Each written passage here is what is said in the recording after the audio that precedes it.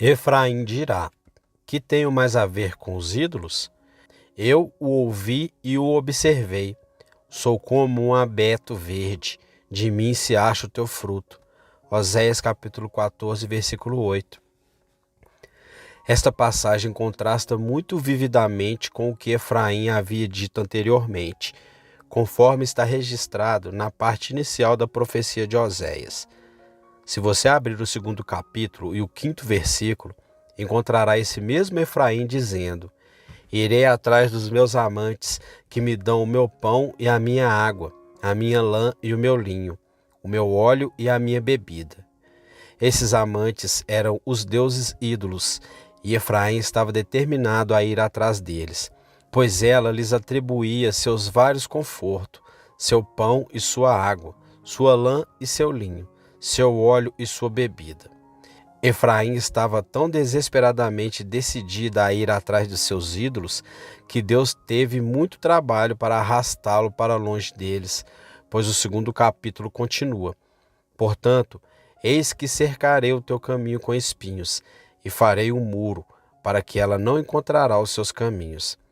E ela seguirá os seus amantes, mas não os alcançará. Então, veja você, esse povo estava desesperadamente determinado a seguir ídolos.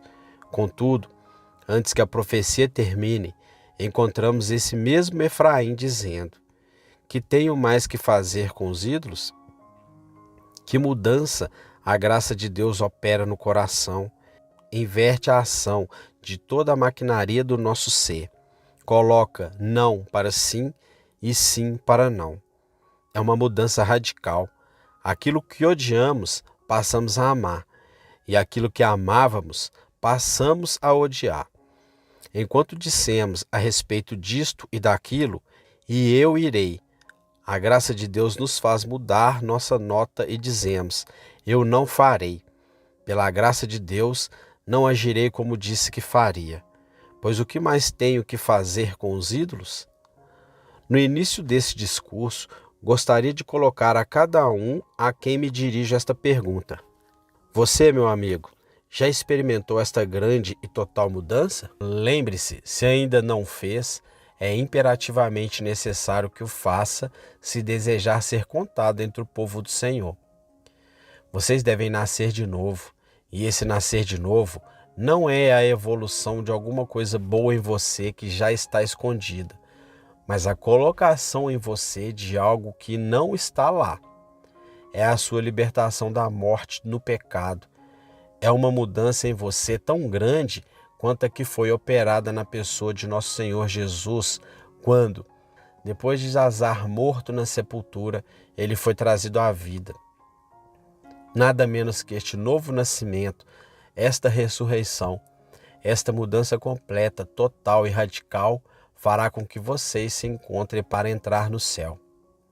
Você não tem o direito de esperar que algum dia estará dentro dos portões de pérola, a menos que tenha sido criado de novo em Cristo Jesus. Aquele que está sentado no trono diz: eis que faço novas todas as coisas, e ele deve torná-lo novo. Ou então, no novo reino, onde há um novo céu e uma nova terra, você nunca poderá entrar. Não, você nem pode ver este reino, pois as palavras do nosso Senhor são tão verdadeiras hoje como quando ele disse a Nicodemos: a menos que um homem nasça de novo, ele não pode ver o reino de Deus. Deixe que esse pensamento perscrutor permaneça com você e o experimente. Mas agora vou levá-lo imediatamente às palavras do texto, para que possamos pensar na mudança que foi operada em Israel ou em Efraim. Consideramos primeiro o caráter dessa mudança. Efraim dirá: que tenho mais a ver com os ídolos? Então, em segundo lugar, observemos a causa desta mudança e, em terceiro lugar, o efeito desta mudança. Primeiro devemos considerar o caráter dessa mudança. Efraim estava obcecado por sua idolatria. Os israelitas nunca se contentaram com ídolos de um tipo. Foram a Moabe, ao Egito, à Filístia, à Assíria, aos hititas e a quaisquer outros povos para pedirem ídolos emprestados. introduziram novos ídolos de países distantes, nunca ficaram satisfeitos com o número de suas imagens. Contudo, agora, quando Deus operou efetivamente em seus corações, eles dizem uma só voz falando por todos: o que mais tenho que fazer com os ídolos? Observe que essa mudança foi muito calorosa e espontânea. Efraim não disse: eu gostaria de adorar ídolos, mas não ouso. Ele não disse: eu gostaria de erigir imagens esculpidas, mas não devo. Pelo contrário, ela mesma disse: o que mais tenho eu a fazer com os ídolos? Gostaria que algumas pessoas que posso mencionar entendessem o que significa conversão. Eles nos dizem: então você não vai ao teatro? Que negação isso deve ser para você. Não é nada disso, pois nunca desejamos ou desejamos ir para lá. O que nós, os nascidos duas vezes, temos a ver com essas coisas vãs do mundo? Oh, mas o copo do bêbado deve ser uma grande abnegação para você renunciar a ele. Pelo contrário, é-nos repugnante. Passamos a sentir como se o remédio mais nauseabundo que pudesse ser preparado fosse mais doce para nós do que aquele copo. O que mais temos que fazer com os ídolos? Assim, cada coisa que é má torna-se para o verdadeiro convertido uma coisa nojenta e desagradável. Ele não diz: oh, como eu gostaria disso, como anseio por isso, que fome tenho por isso. Se ele detecta em si mesmo o menor desejo pelo mal de qualquer tipo, ele clama: miserável homem que sou, quem me livrará do corpo desta morte? Mas, na medida em que a obra do Espírito de Deus foi realizada sobre ele, ele sente um rompimento e um divórcio completos e sinceros daquelas coisas que uma vez amou, e sente um horror tão grande por elas quanto antes as desejava. Agora ele canta: deixa as mentes humanas perseguirem o mundo. Ele não tem encantos para mim. Uma vez eu também admirei suas ninharias, mas a graça me libertou. Seus prazeres agora não agradam mais. Não há mais contentamento. Longe do meu coração estão alegrias como essas. Agora eu vi o Senhor. Assim, como a luz do dia de abertura, todas as estrelas estão ocultas. Assim os prazeres terrenos desaparecem quando Jesus é revelado. Repito, a mudança é muito espontânea e sincera. A própria Efraim dirá livremente: o que mais tenho a ver com os ídolos? Eu terminei com essas coisas e estou feliz por ter terminado com elas. Oh, se eu tivesse acabado com elas uma vez por todas. Perguntei a um convertido na semana passada, talvez a uma dúzia de pessoas, que fiz a mesma pergunta: meu querido irmão, você é perfeito? Não, senhor. Cada um disse: eu não sou. Então, quando perguntei: você não gostaria de ser perfeito? A resposta em todos os casos foi: sim, de fato eu gostaria. Seria o paraíso na terra se eu pudesse ser perfeitamente santo. Oh, se eu estivesse limpo e livre do pecado. Então cantamos com Cowper: o ídolo mais querido que conheci, seja qual for esse ídolo, ajude-me a arrancá-lo do teu trono e adorar apenas a ti. Deixe os ídolos irem, esmague-os todos, quebre-os em pedaços como se fossem vasos de oleiro. Se houver luxúria, se houver paixão, se houver alegria, se houver desejo, isso não está de acordo com a mente de Deus. Acabe com isso. Não podemos suportar o mal e queremos nos livrar dele. Efraim dirá, e dirá isso com alegria, espontaneidade e entusiasmos: o que mais tenho que fazer com os ídolos? Observe também que esta mudança é obra da graça eficaz de Deus. Observe o texto do texto. É Deus quem diz: Efraim dirá. Talvez você me pergunte: você não disse que Efraim disse isso voluntariamente, espontaneamente, de todo o coração e de livre e espontânea vontade? Sim, é isso mesmo. Mas o Espírito Santo, sem violar a liberdade da vontade do homem, é o mestre dessa vontade.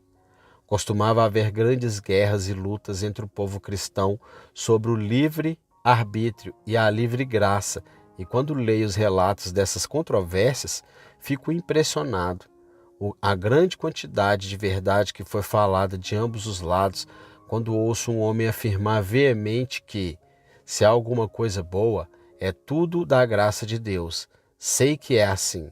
É um agente livre e que, se ele age virtuosamente, seu livre-arbítrio deve consentir com isso, e que esta condição é essencial para a própria criação da virtude. Isso também não é verdade. E por que deveríamos nós? Não acredita em ambos? Efraim diz alegremente: o que mais tem a ver com os ídolos? Para que sejam cumpridos. Para Deus realizar sua vontade, com mero materialismo, com blocos mortos de madeira ou pedra, com risos ou com tempestades, é apenas onipotência comum. Mas, para Deus deixar os homens como agentes absolutos e responsáveis, e nunca interferir na liberdade de seu arbítrio, e ainda assim, para ele cumprir seus propósitos eternos a respeito deles em cada jota e tio, isso é, se assim posso dizer, onipotente. Este é o poder onipotente levado ao clímax. É assim com a graça de Deus. Abandonamos espontaneamente o nosso pecado, mas é porque a graça onipotente está trabalhando dentro de nós para querer e fazer de acordo com a boa vontade de Deus. Efraim dirá: o que mais tenho eu a fazer com os ídolos? Porque Deus, em sua graça eficaz, a afastou de seus ídolos. Observem a seguir, queridos amigos, que esta mudança é sempre muito pessoal. Efraim diz: o que mais tenho eu a fazer com os ídolos? Ela não diz: o que as nações têm a ver com os ídolos? Essa seria uma pergunta sábia, mas, via de regra, a religião nacional ou geral não tem grandes importâncias. Dizemos como o Sr. Bunyan: esses são generais, cara, vamos aos detalhes. Acredita em toda a verdade com a companhia geral daqueles que a defendem, mas lembre-se de chegar aos detalhes e dizer: o que mais tenho que fazer com os ídolos? Não pergunte: o que minha mãe tem a ver com os ídolos? O que meu irmão tem a ver com os ídolos? O que meu vizinho tem a ver com os ídolos? Mas, o que eu tenho a ver com os ídolos? Se todos os outros homens pecarem, eu não devo. Peço a cada crente com quem estou falando que sinta: Deus fez tanto por mim que devo me afastar do pecado. Para mim, a maldade intencional seria uma coisa horrível. Devo abandonar toda iniquidade. Qualquer que seja o resto do mundo pode fazer. Não devo ir com a multidão para fazer o mal. Devo detestar isso e deixá-lo. Quanto a mim e à minha casa, serviremos ao Senhor. Efraim dirá: o que mais tenho eu a ver com os ídolos? Abomine o egoísmo e o egoísmo, mas, ao mesmo tempo, seja muito pessoal e individual em relação à sua própria religião. Você nasceu sozinho e morrerá sozinho, e precisa nascer de novo individual e pessoalmente, e deve chegar a uma transação pessoal entre você e Deus, para que você possa dizer por si mesmo, como fizemos em nosso canto: está feito. A grande transação está feita. Eu sou do meu Senhor e Ele é meu. Ele me atraiu e eu segui em frente, encantado para confessar a voz divina. Alto céu que ouviu o voto solene. Esse voto renovado ouvirá diariamente, até na última hora da vida eu me curvo e abençoo na morte um vínculo tão querido. O que mais tenho que fazer com os ídolos? A mudança aqui implícita deve ser espontânea e sincera. Deve ser o resultado da graça divina e deve ser pessoal. E então, queridos amigos, também deve ser uma mudança verdadeiramente arrependida. O que mais tenho que fazer com os ídolos? Há nessa questão uma confissão de que o orador já teve a ver com ídolos. Deixe que o tempo passado seja suficiente para termos realizado a vontade da carne.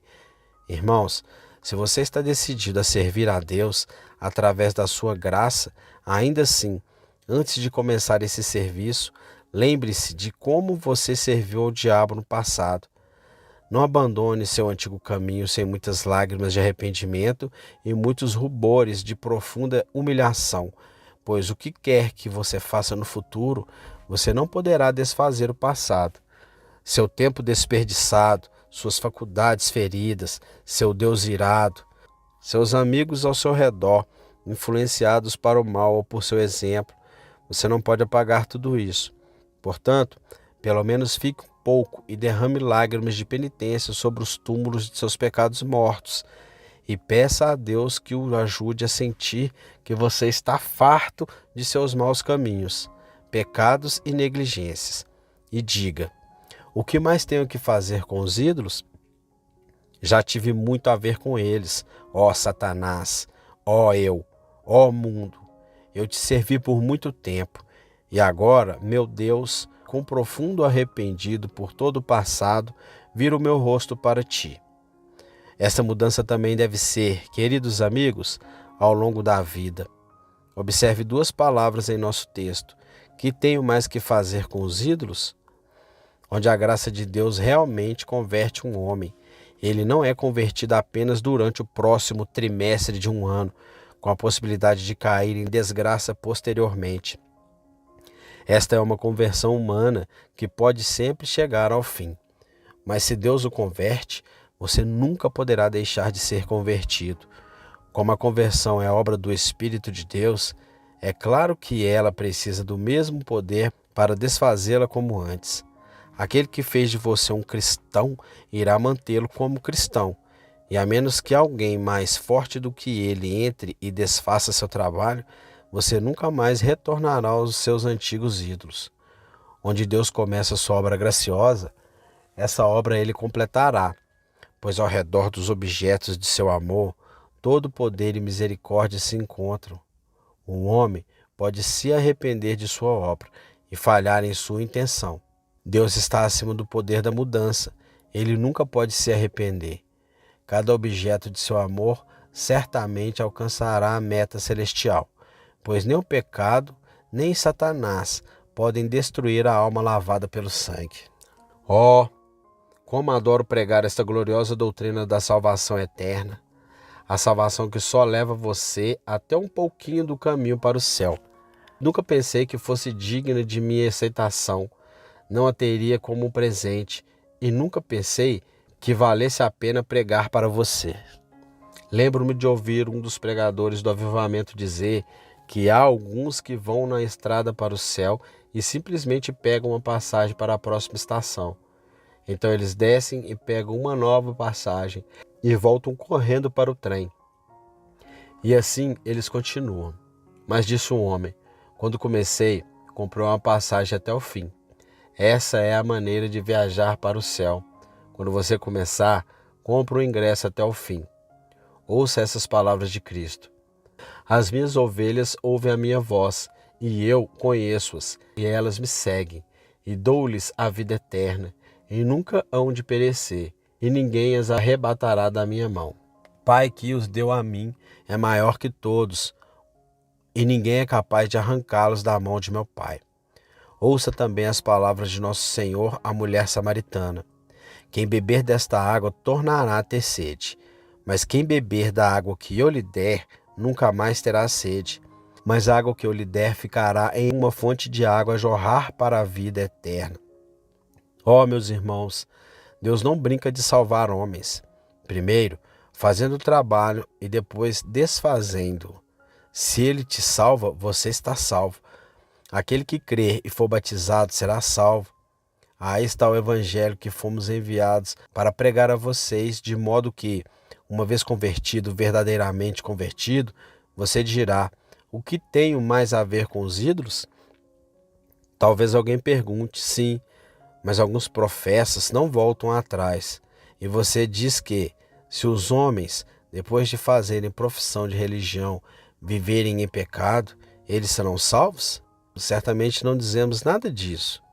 Dizemos, pelo contrário, que se verdadeiramente convertidos, não viverão em pecado, mas se a obra da graça for realizada neles, serão guardados do pecado. Ou se, por meio da tentação repentina, caírem, serão rapidamente restaurados. Chorando e suspirando, eles serão trazidos de volta ao bom caminho. Nunca dissemos que os homens poderiam viver em pecado e ainda assim ir para o céu. Essas foram conversas condenáveis, impróprias para um cristão proferido. Mas aquele que é verdadeiramente salvo, é salvo de uma vez por todas e pode dizer: o que tenho mais a ver com os ídolos? Durante o resto da sua vida, ele terá acabado com eles. Ele os terá abandonado. Eles queimará seus barcos atrás de si, para nunca mais voltar ao país que abandonou de uma vez por todas. Esta é uma salvação que vale a pena ter. Portanto, rogo-lhe que creia no Senhor Jesus Cristo e seja participante dele. Mais uma vez, observe que esta é uma mudança muito completa. O que mais tenho que fazer com os ídolos? Ó, vocês que acabaram com os ídolos, lembre-se de que vocês também acabaram com os templos dos ídolos. Vocês acabaram com os falsos sacerdotes. Vocês acabaram com o fio sagrado, outros símbolos idólatras. Vocês acabou com tudo relacionado à idolatria. Vocês, que antes eram bêbados, acabaram para sempre com a taverna e o copo do bêbado. Você, que já foi lascivo, se a graça de Deus te mudou, o que você tem a ver com a fornicação? O que você tem a ver com qualquer tipo de impureza? Você, que antes era desonesto, se a graça de Deus o mudou, o que você tem a ver com os truques do comércio? O que você tem a ver com as falências fraudulentas? O que você tem a ver com as trapaças e mentiras? Que cada verdadeiro crente clame: o que mais tenho eu a fazer com os ídolos? Vá embora, pecado e Satanás, bolsa e bagagem. O que mais um homem que foi comprado com o sangue de Cristo pode fazer com os ídolos? Ele os abandona de uma vez por todas pela boa graça de Deus. Amém.